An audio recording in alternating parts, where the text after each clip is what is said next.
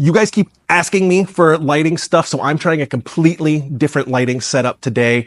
This is Shandy and her sunburn, and let me walk you through what I've got going on. So my key light for this is I'm using a beauty dish from Palsy Buff. I never use a beauty dish, but I wanted something that was a little bit of a harder, a little bit more specular than the normal light that I use.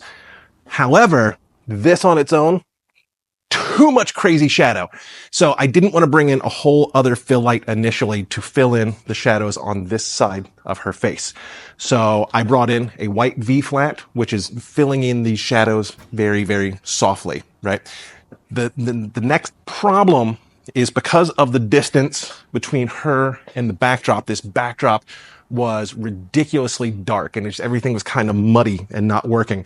So what I did was I brought in a light for the backdrop, and I wanted it to have a bit of a vignette, right? So I used a 40-degree honeycomb on that to focus the light.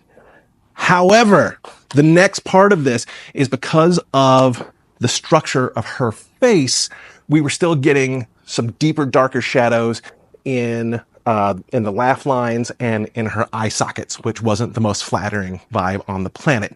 So I could have brought in a reflector directly under her, but I don't have one.